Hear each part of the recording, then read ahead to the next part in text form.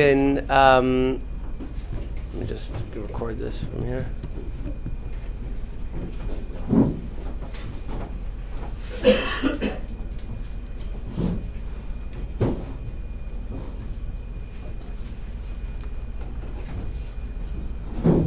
Hello? Yeah, okay. Recording in progress. Okay. Yes. Okay. So, all right. Good morning, everyone. Over there on Zoom also. If you can mute yourself, would be good, so that there's no background noise. And welcome. All right. So the truth is, we've been learning halachos of ribis the whole zman, I think, since Pesach, and we talked more about the practical things, ben anu l'chavera, neighbors, borrowing, whatever the common circumstances were. But what I wanted to get into today was what I wanted to get into today and the next 3 weeks until the end of this month is more in business when it comes to banks, partnerships, business loans, and or when you're taking a loan out to buy a home, and when you're dealing with a bank in general. That includes credit cards. That includes partners, etc. So, the first introduction is that ribis is only asur when it's talking about two Jews, one Jew to another. When you're talking about one Jew to a non-Jew, so it's permitted to charge and to pay interest. Obviously, I mean that's the pasuk in the Chumash. So now, where does the sugya begin? That's introduction number one. Let's give one more introduction. The other introduction is that if two Jews are being over the isur ribis, so Reuven is lending money to Shimon with interest, Levi is not allowed to be a guarantor on that loan. That's called an arev. And an arev is asur. You're not allowed to be an arev on a loan of ribis, not just because of lifnei iver. Number one, it's lifnei iver. There's a general rule that you're not allowed to be party to an avera because you're helping the avera happen. So therefore, if Reuven is lending money to Shimon biribis, and he would only lend it to him because there was a guarantor, so then by you being the guarantor, you're enabling the isur to take place, and that's obviously also when it's talking about two Jews, one, Reuven to Shimon, and Levi's being the guarantor. That's an isur deiraisa, that's an isur of lifnei iver. Besides the isur of lifnei iver, there's also a special isur in halachos ribis, like simun olav neshech, you're over as part of the sima of the neshech. So you're over two isurim by being a guarantor on a ribis transaction between Jews. Okay? That's introduction number two. But where does the sugya come in? The sugya comes in here is when the first case we'll deal with is when the malveh, the lender, is a non-Jew. In the case of the Gemara, it was whichever non-Jew it was. In our case, more often than not, it's the bank. Okay, so when the malveh is a non-Jew, so now instead of Reuven lending money to Shimon, you have the non-Jew lending money to Shimon. Shimon is not doing anything wrong. Shimon is not doing an avera, and that's fine. But the bank will not lend the money. The bank will not lend the money to Shimon without a guarantor.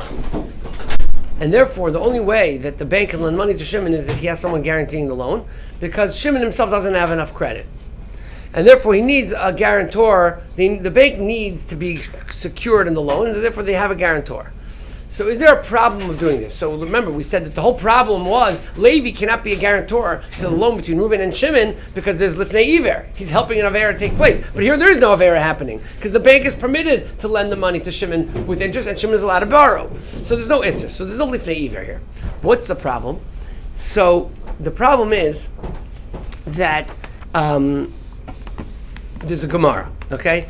And the Gemara basically is going to introduce a new type of arev that is going to be a problem. And this is the Gemara, what it talks about. Let's go to the Gemara in Bamitzia Daf Ayin Aleph Amud Aleph, which is page 17 in the pamphlet. Okay? The Gemara, it's the very, very last line on the page. Toner Abanon. Al tikach me'itoi neshech v'tarbis. The Gemara says you're not allowed to take from another Jew neshech v'tarbis, which is two language lashonis for ribis. Aval atanas eloi arev, but you're allowed to become an arev to him. So don't be the one charging the interest, but you could become an arev. An arev is a guarantor. So Gemara's the next page, top line, page 18. Arev Laman. What do you mean you're allowed to become an arev? Ilema, if you think we're saying arev li Yisrael, we're talking about a loan between Reuven and Shimon, and another Jew comes in, that's also Vatana. Elu oivrim b'leisase hamal v'v'leiv ha'arev ha'edim. You're not allowed to be a witness either. So obviously you can't be an arev. Elu l'noch. You must be talking about a non-Jew. So it must be talking about that a non-Jew is lending money to the Jew, and you're being an arev, and that's permitted. So the Gemara asks a kasha here. V'kivan de dine de nochri de asel basar arva. Since in the non-Jewish law, the non-Jewish lender is permitted to request the money, to go after, to be teveya. How do you say teveya? Demand, claim, demand the money. Extract. Kivan de dine de nochi de azel basar arva. The goy in the non-Jewish secular law, the rule is that they're allowed to go after the arev first. Then there's ribis between the arev and the borrower. Okay, so the Gemara introduces a new concept here. The Gemara says that an arev in the secular law is not the same as the arev in the Jewish law, and based on that difference, it could become a big problem. Okay, and this difference exists in today's society. This line of the Gemara really what triggers the whole subject. In halacha, the rule of an arev is you need to borrow money, you get an arev. An arev is a guarantor. What does the guarantor mean? Is you have to go to the borrower first. The lender has to go to the borrower first. If the borrower doesn't have money, at that point, that's when he goes to the guarantor. Okay? So if that would be the case, so imagine Reuven, let's just keep it simple. Reuven lent, or the bank lent $100 to Shimon. The bank lent $100 to Shimon. Shimon, after a year, now owes $150 of interest. That if the halacha would be that the bank has to go specifically 100% to the arev, to Shimon first, and only after he defaults completely, and whatever the definition of defaulting is, he defaults completely, then they go to the arev. That's what we call an arev stam. It's a regular arev, like it would be in halacha. Then the arev pays. How much is the arev paying to the bank? $150. Then he wants to go get the $150 that he laid out from Shimon. Levi wants to go get it from Shimon. He wants to be reimbursed the $150 that he laid out. So how much did he lend? So he's a little bit of a lender now to Shimon. So the arev became the lender. The arev was only an arev, but now he became a malva because now he lent money to Shimon. And now that he lent money to Shimon, he's going to get back the money he lent to Shimon, right? How much money did he lend to Shimon? At this point, he lent $150 to Shimon because he laid out $150. Give me back $150. Done. So that's the halach of an arev stam. The arev stam means the bank is be'ikr going after Shimon, after the malva, after the loiva. Be'ikr going after the borrower. If the borrower defaults, then they go after the arev. The arev lays out $150. He's going to go get reimbursed $150 because he lent Shimon $150. So that's permitted. That's called an arev stam. So under the category of arev stam, that's permitted. What's the Gemara saying? The Gemara is saying that the goyim in the secular law, that's not their system. They don't have a system of arev stam. They don't have a system of that you have to go to the borrower, and only after he defaults do they go to the arev.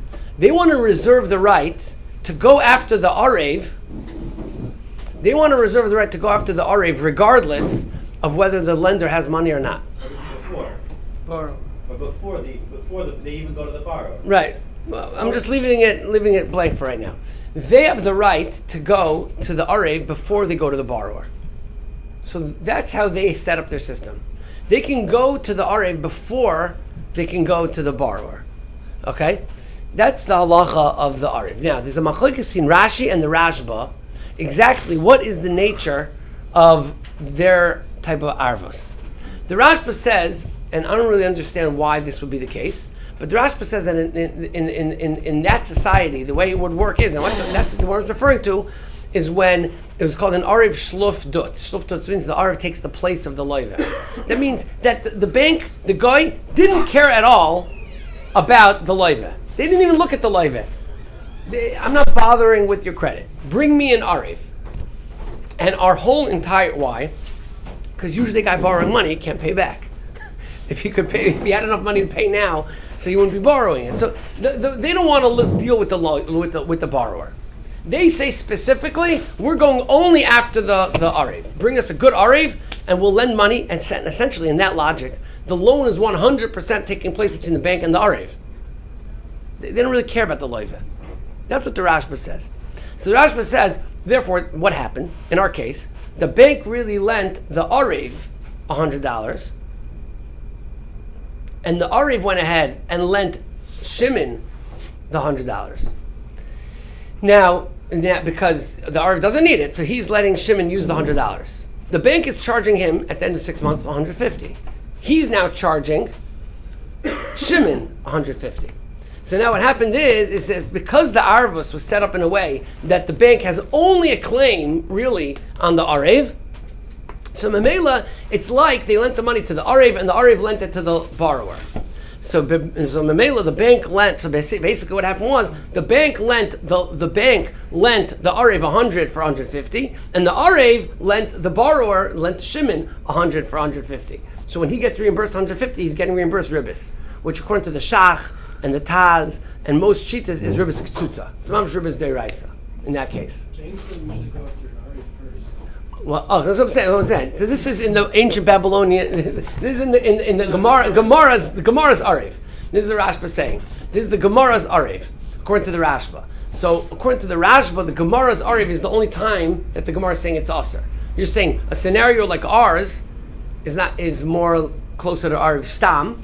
Maybe it would be different. We'll get to, right. So that's what we're going to get to in a minute. But this is the Rashba's shita. So according to the Rashba, maybe like you're saying, in our banks it wouldn't really be that type of system.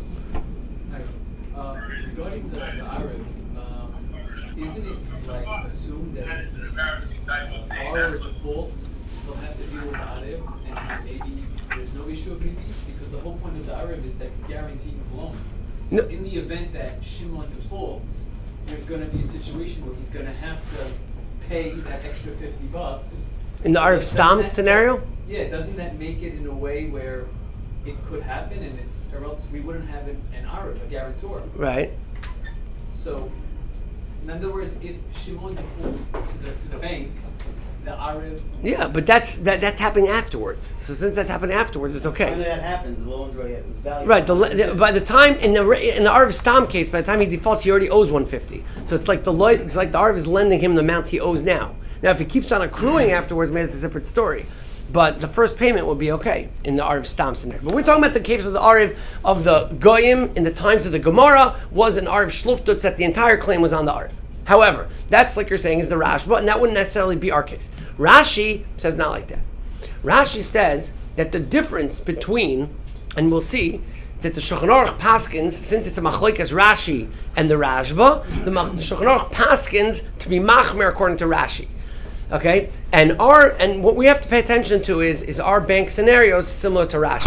What does Rashi say? So far we have Arev in the Torah is you have to 100% go after the loive, and only after he defaults you can go to the Arev. Arev of the Rashba was that they don't care about the loive, they only care about the Arev, and therefore it's like two separate loans happening, one from the bank to the Arev, and then from the Arev to the loive. Rashi says that the case of that the Gemara is saying is awesome, which is what the Goyim did in those days, is what's called an Arev Kabbalan, which basically says that the bank says, you know what, I'm not telling you who I'm going after. I want to have the full right to go after either one of you. What you guys do with the money, I don't really care. Let him use it, you can use it, it's not the point. The point, as far as I'm concerned, is I'm lending money against both of your credit. You're the loive, you're the Arev, you're a guarantor on the loan, but I can go to you both. Equal, both, half. I have equal claim on both. I don't have to, you can't tell me if I went to the Arev, if I chose to go to the Arev first because I bumped into him in the store and I say, hey, can you pay the loan? So, oh, no, but you didn't go to the loive yet. You didn't go to the loive yet. I'm allowed to go to you first. I could go to the loive and say to him, and I go to him first. I can go to whichever one I want first. That's the arrangement that of the nachrim according to Rashi. He's allowed to go to the claim is equally on either one. Okay. Now Rashi says according to the machlokes in the is this ribis deraisa or ribis derabanan? But let's understand Rashi for a minute. Now, I don't want to lose the olam. I've been preparing for 2 weeks with our Kaladni on this, and we're concerned about losing the crowd on this. But the truth is, really, to understand Rashi, why this is ribis, you really have to get into the lumdus of it a little bit. So I have to detour from the halacha l'maisa for a minute to get into the lumdus. And once we get into the lumdus, maybe we'll understand the halacha l'maisa a little better. We okay with that? A little detour into the lumdus? Okay. So what's pshat in the Ariv Kablon, according to Rashi? Rashi says it's awesome. So there's two ways to understand it. Okay? One way of understanding it is that basically this is according to the Mishnah's Ribis. This is the understanding of Rabbi Kiveger, the Avnei Nezer, probably the Taz, and maybe others. That the goy lent the money to one of these two. He's reserving the right to choose who's going to really be his loiva, who's going to be the borrower. Whichever one he ends up claiming from, lemafreya, retroactively, is considered the one that he lent it to. I mean, I'm putting out money to either one of you two. I'm not decided yet who I'm going to claim. I haven't determined who am I going to make my claim against. But whoever I end up making my claim against, that's my ikar claim, and you're the loiva as far as I'm concerned. You're the ikar loiva as far as I'm concerned. Okay? Then, okay? So now, if that's what happens, so that's one way to look at this. So let's think about what happens. So the bank lends money to one of these two. Let's call him Shimon and Levi, right? Shimon is the one that needs the money. So Shimon takes the money. In the end, the bank bumps into Levi, and they claim the money against Levi. So what happens? It's as if the bank lent the money to Levi. So how did Shimon get the money? But Shimon is the one that's been spending the money this whole time. It must be that this is Rashi. Then it's as if Levi lent the money to Shimon, and any interest that the bank charged him, he charged Shimon. So now the bank lent $100 to one of these two people. The bank ended up going after the guarantor. So now the bank lent the guarantor $100, and at a rate of they get back $150, and then the guarantor went ahead and lent it to Shimon. $100. When he gets back $150, the guarantor is charging Shimon the $150. L'mafreya, he was like the rat, right? So retroactively, it's like the Rashba. This is one pshat. Okay, so according to that, it's mamash ribis ksutza, right? Or tzarech ribis, whatever. But this is one way of understanding it. The other way to understand it, maybe is a little differently. The other way to understand it is that perhaps that it's like he lent the money equally to both. Not that it's retroactive. He has a taina on both. So it's $50. He lent $50 to both, and each one is guaranteeing the other half. Right? So it's like I lent $50 to both, but I can claim $100 to either, because each one of you is a borrower on 50 and an arev on 50. Right? So, but if you go like that, then it's also on the $50, it's like the Rashba. Right? So right away, he lent $50 to the arev and $50 to Levi and $50 to Shimon. Right away, Levi lent the 50 that he wasn't using to Shimon. Right? And now he's charging Shimon that ribis. Okay? So those are the two ways to understand Rashi. Now, obviously, if you go that second way, it's much more chomer, because that means you're automatically over the Isser. In the first way, you're only over the Isser if you end up paying it. If you end up collecting from the other. Right. And according to the first way, but let's go with the first way for now. It's a little more, okay? So now you understand why, according to Rashi, in Arav Kabbalah, it's also to become an Arav Kabbalah, but it's only also to be an Arav Kabbalah if the Arav Kabbalah ends up paying. Right? You understand? Was that clear? This system is an Arav Kabbalah. It's only also to become an Arav Kabbalah, one Jew to another against the bank, if the Arav Kabbalah ends up paying. Because if he ended up paying, it turns out that he was the one that borrowed the money from the bank and relent it to the other Jew. Okay? So now, Can you do a workaround where the borrower pays the interest directly back to the bank? we could do the work. Well, let's get to before the workarounds. You're quick over here.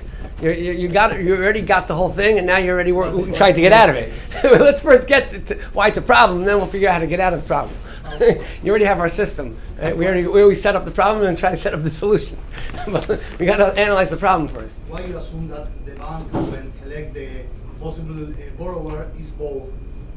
In my mind, for example, when the borrower, when the bank asks a guarantor and arev, what means that they will charge only to them.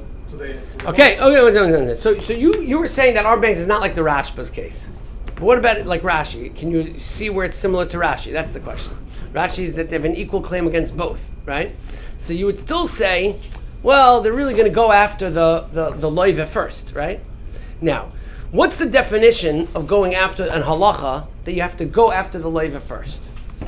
Okay, so now what we're saying is that because let's just see in Shulchan Aruch who we paskin like. So go to page in the Shulchan Aruch and for some reason this page in Shulchan Aruch is not here. Okay, so we won't say it's in Shulchan Aruch. Okay, so I think I skipped those pages. So I didn't notice that. Okay, so the Shulchan Aruch says that you have to be machmer on Rashi, and anytime you have a case of an Arav Kabbalon, it's aser. Arav Kabbalon means, again, this case where they could go after both. What determines if it's an Arav Kabbalon, or is it, right? So let's imagine, so let's bring it to the world of Lamaisa now. The world of Lamaisa is that you have a newly married couple, and this husband or wife that are just newly married, they don't have enough credit to buy a house, and they want to buy a house in a new community they moved to, so excited, they want to go buy a house. Lamaisa, they can't afford the house, and they have no credit to get a mortgage. So what happens? They call up their favorite uncle, and they say, can you be an Arev? Can you guarantee the loan? Okay? So now what's the problem? I think you should go ahead now. Okay? So,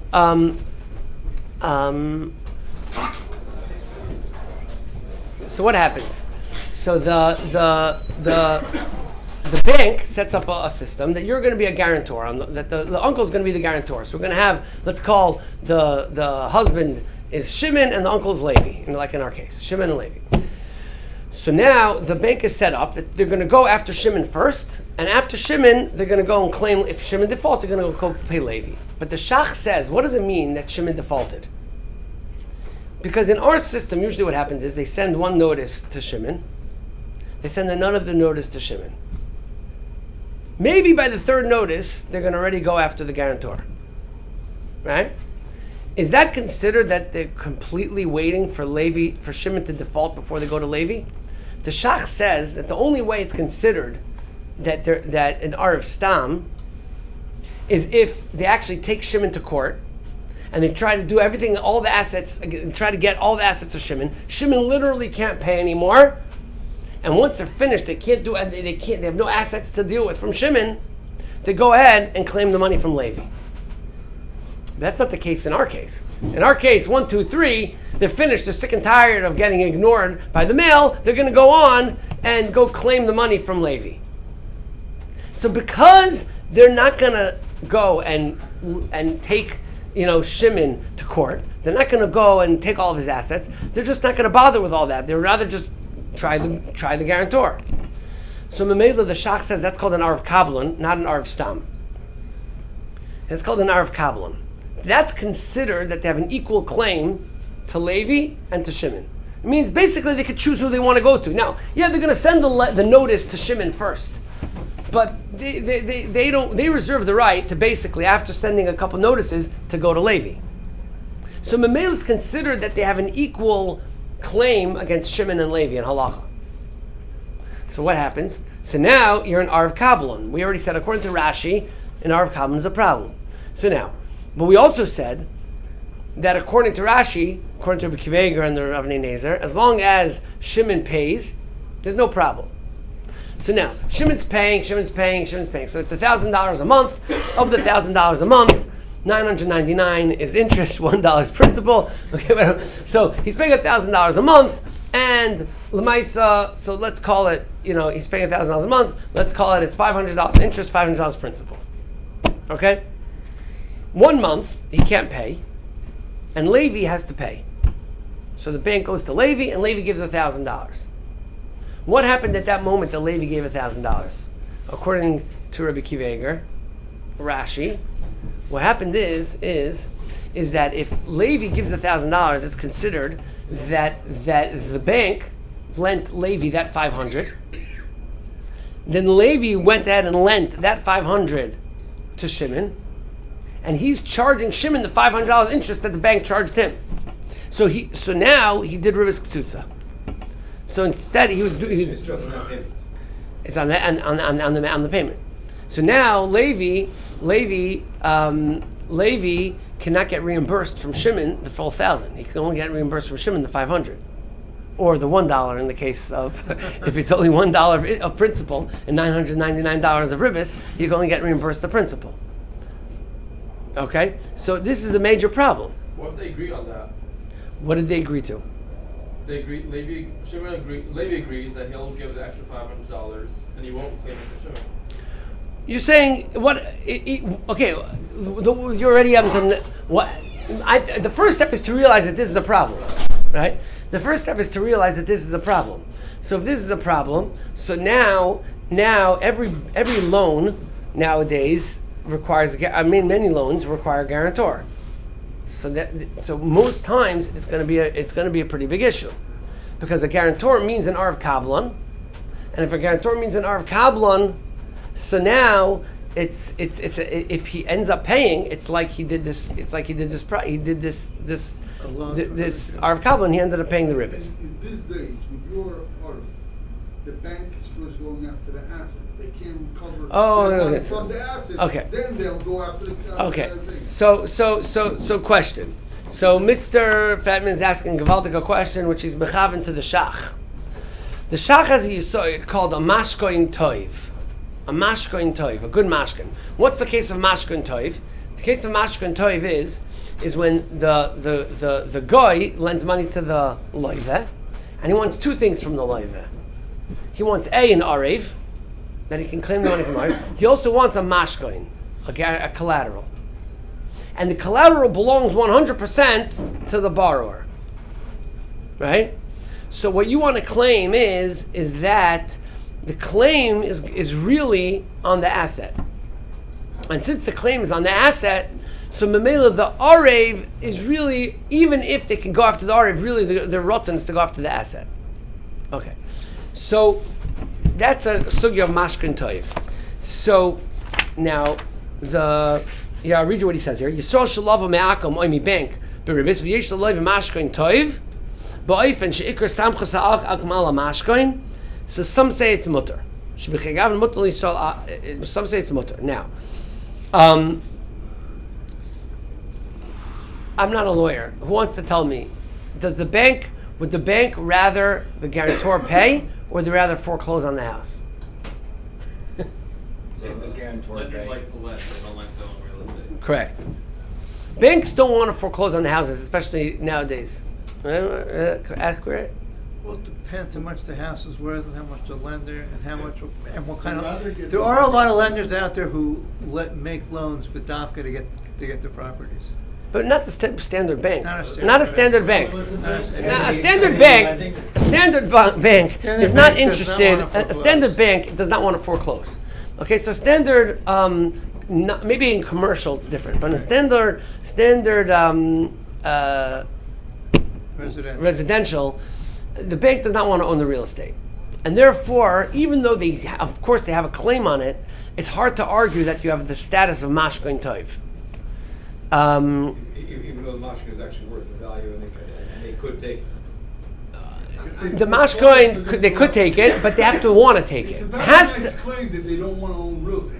The mice is, if you're foreclosing, they're going to foreclose on the property. No, but they're going to first claim against the guarantor before they do They that. go to the guarantor, The money. and the guy's not paying, let's take money from you. Fine. And they're not gonna foreclose on the property. They're going to, but that's only after. Hurts the bank if they have to foreclose on because then there has extra payments and what? With the regulators, it hurts them. And extra expenses and everything, right? Not Their- always. Sometimes their it books looks better get because So very there's- they're gonna go to the Um, guarantor, they'll tell the Let's say, for guarantor, example, we pay do us a loan first. for $18 million. before they're gonna Now the foreclose on the property's worth property? $25 million. We could have foreclosed on that property. We didn't, and it would have looked nice if we would foreclose on it and then sold it for 25. We would have had a 40% return on our money, so it actually looks better to the lender. But in most The cases, extra lenders don't like to 40% goes foreclose. back to the borrower. They like You to- remind me. You can't keep it. 18 million. 20, it reminds me that there's David Fishman from Muncie. So he has yeshiva. So he said that he was walking outside a shul ben Azmanim, and two bachrim were fighting about Shnai Malchus and Metalis. So he says, Moed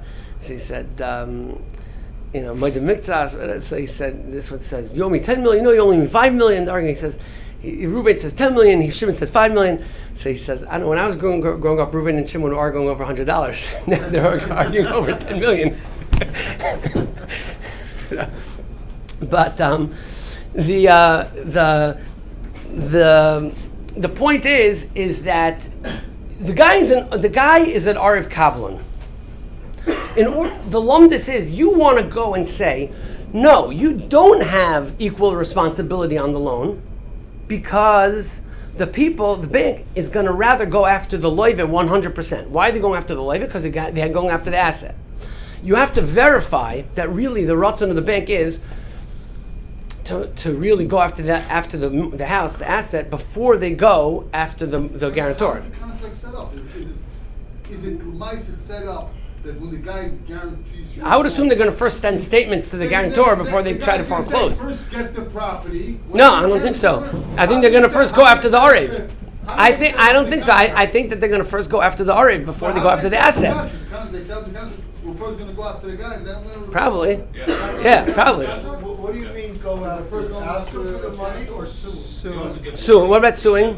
They're gonna go There's a after few the things, property. and then you do a list pendants, and They'll it takes a sue while before you everybody, get the property. but They really do it the property simultaneously. will Once be you sold. default, they Once you default, they go after everything. They go after Okay, but the everything. point is that there's still a claim on the guarantor, at least equal to the claim on the property. Right. Okay, so then that means that really everyone's in the same boat together. And once everyone's in the same boat together, you're subject to Rashi's Chumrah.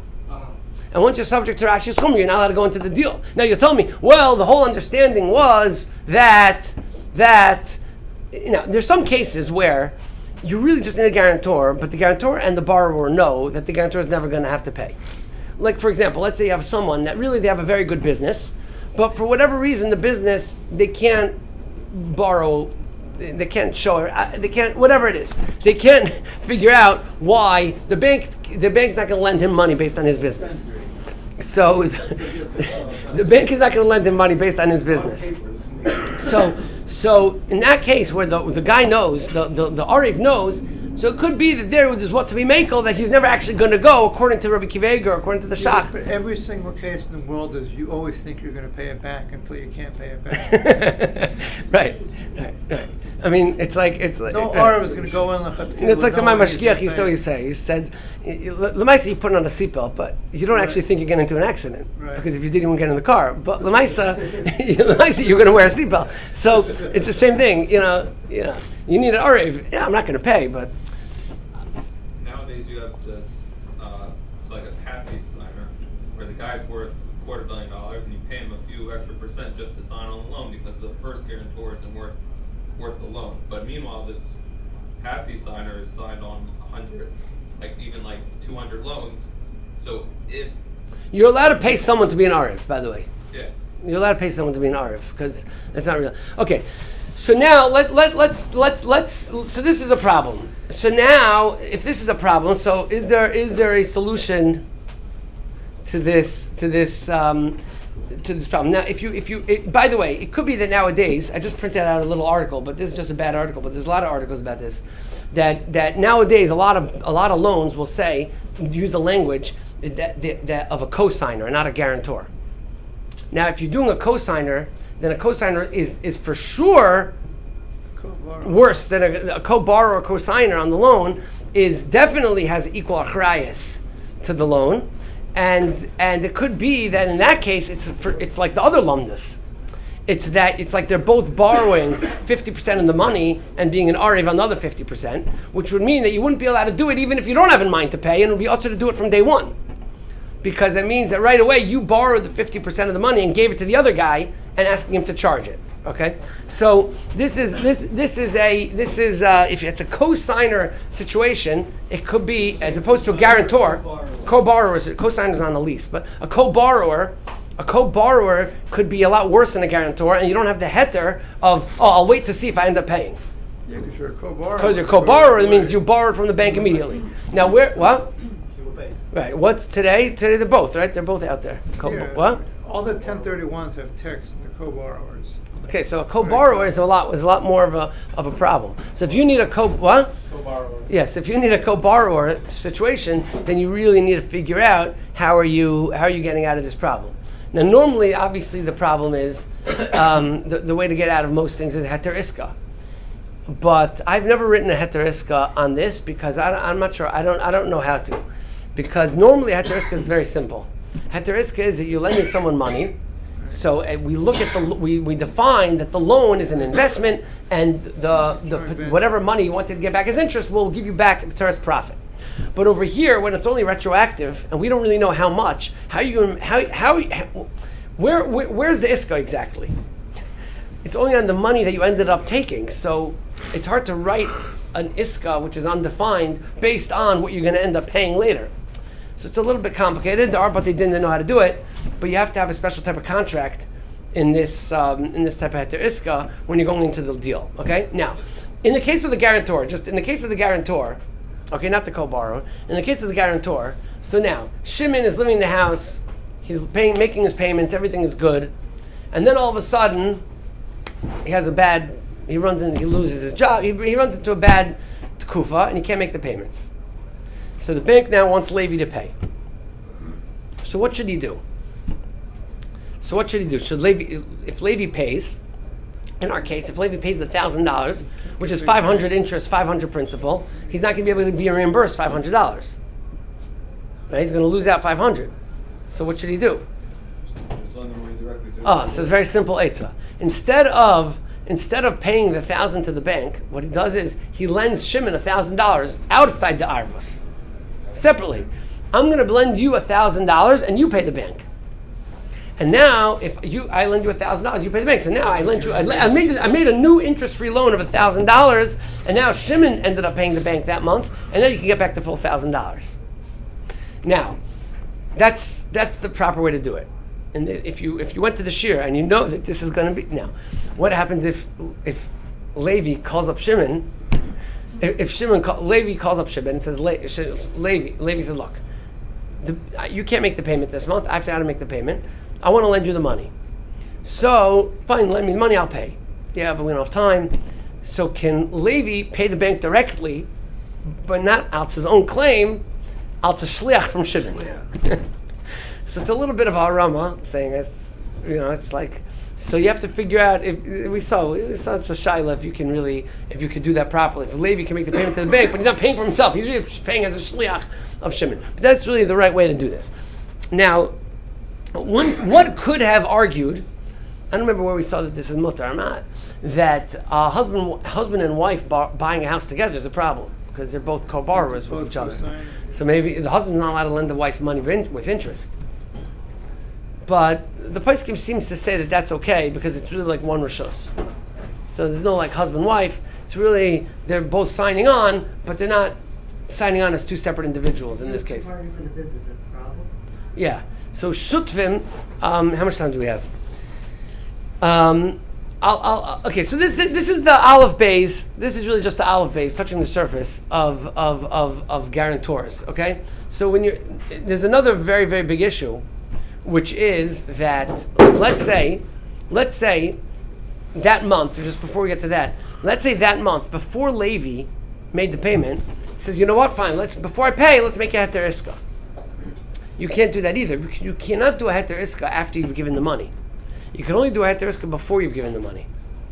So you can't just do a heter iska. Not only that, what happened? Can Levi pay the $1,000 and say to Shimon, you know, I'll pay the $1,000, but I don't want to give you, but I'll only make you pay $500. So that's okay, right? But it could be that you can't do that because retroactively, it turns out that he charged the money with interest. He's just being mochel on the interest, but it could be retroactively he did the loan. So it could be even retroactively it's a problem. So it's another thing to think about. Okay, so so the bottom line of this is that anytime you're a co-borrower or a guarantor on a loan from a bank, you have to really work out that it's being done properly, and it can lead to some big issues. Okay. Now, I'm not talking about a case where what happens is that the newly married couple. In this case, the newly married couple is borrowing the house. They're buying the house, they're getting a mortgage, but they're using the father or the uncle as a guarantor. There are some cases that the newly married couple has such bad credit or such lack of credit or income that they don't even bother with that. The uncle or the father just buys the house straight out and basically he's buying the house, but really he's giving it to them and they're living in it and they're paying the monthly payments. I'm not even talking about that. That's a whole different scenario because since he's not borrowing at all, that could be much worse. Okay? We'll talk about that next week if we get to it. Okay?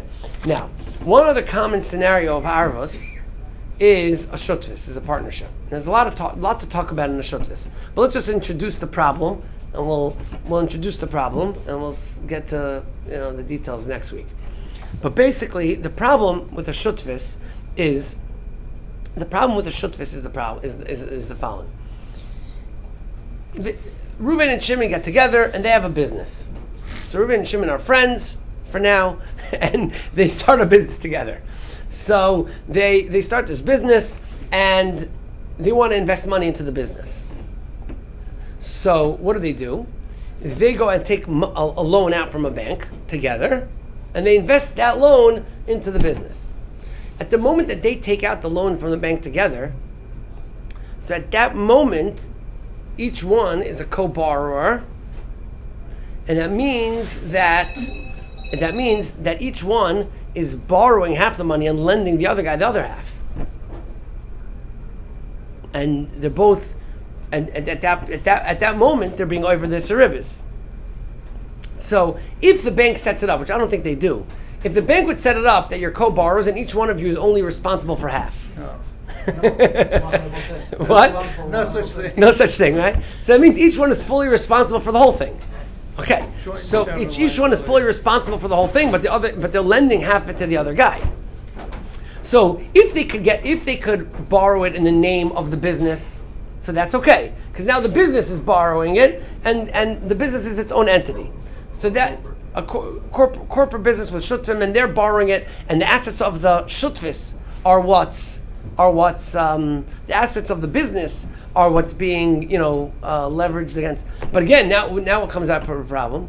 Let's say the business is borrowing it, but they want personal guarantee from each corporate owner. So now there's a triple problem. Now each one is an arev kablan on the business's loan, so it's the same thing. Right? So right? So it doesn't really help. The only way it would help is if the business takes out a loan and shame the business, and that's it. But normally I think that the business wants a guarantor. Now, what happens if can the bank take the guarantor only kifi his ownership in the business? If he's a 50% partner, so they'll guarantee what? They could, but it's very unusual. They could do whatever you want to do. That's right. What? They usually want as much as they can. Right. They So could do it in certain that means they're going to want 100% It's usually guarantee. joint and several Now, liability. what? It's called joint and several liability, which means you go after either one of them 100%. You go to either 100% and more than their partnership in the business. Now, is the business is the guarantor on the business's loan an arv stam or an arv kablan? In other words, again, are they going to foreclose on the business's assets before. Over here, what about the mashkin case? Could be in the case of a business. Maybe the assets of the business are stronger, and maybe it's understood that it's a business loan, and they're going to want to go after the business's assets before they go after the guarantor. So maybe there you'll have the svara of a mashkin a little bit better, because a lot of times the business will have inventory or will have some sort of stronger asset that the bank will then go after the business 100% before they go after the, before they go after the individual. Everybody gets sued at once. You put it all at once. Yeah, so. Because it's easy. so it's an arv kablan. So that means every single case where you have partners opening up a business together and taking out credit, it's a very big problem. Rabbi, so when They're more common To the business. So That means that the arv kablan to the other shutfim in the business. the shutfim too. Yeah. Rabbi, so your situation, even if you borrowed the money from a goy, the partners are That's Jewish. the whole point. 'cause they're That's what we're saying. guarantors. That's the whole point. This is the big this is the issue. That's why it's a stupid problem. This is the big problem here, because even if the bank is a non-Jewish bank, right? But if the partners are Jewish, You're borrowing each other. so now you're borrowing from each other. If the partners had this between themselves originally, wouldn't that? What if they have at their iska saying any monies that we as individuals put into the business, we're putting into the business as an iska. I'm never lending to the money to the business by itself. Okay, you're right. I mean, in economy, you would have to do that. Okay, so this is in a case of a business.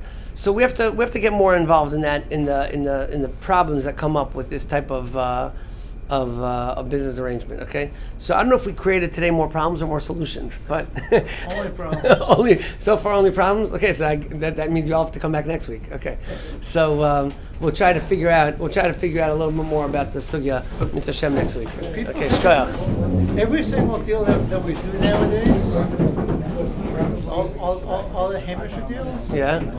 they're all what's called tenants in common, TICs. Let's say you have 10 groups in Lakewood. Yeah. Each one takes a chalik of the property, tenant in common. Moshe. Yeah. Here. Thank you, Rabbi. So share tonight. En el caso del Estado, que